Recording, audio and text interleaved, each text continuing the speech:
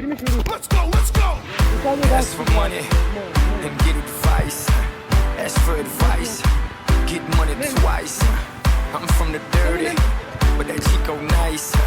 Y'all call it a moment, I call it life. One day while the light is glowing, I'll be in my castle golden. But until the gates are open, I just wanna feel this moment.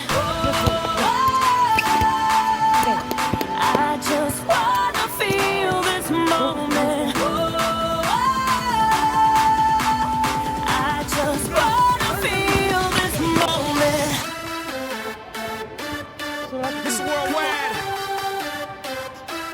Christina Aguilera. Oye, mamita, dale, que la cosa está arriba.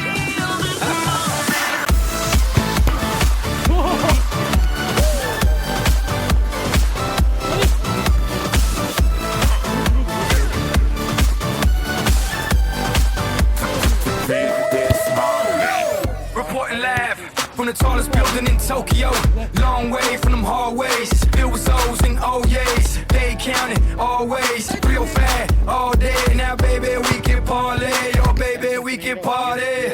She read books, especially about red rooms and tie-ups. I got her hooked, cause she see me in a suit with a red tie tied up. It's nice to meet you, but time is money. Only difference is I own it. Now let's stop time and enjoy this moment. One day while the light is glowing, I'll be in my castle golden. But until the gates are open, I just wanna feel this moment.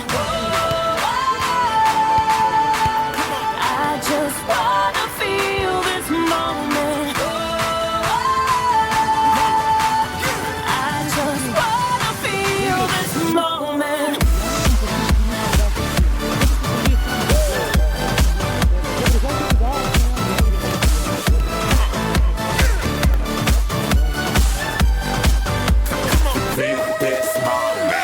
I see the future, but live for the moment. Makes sense, don't it? Now make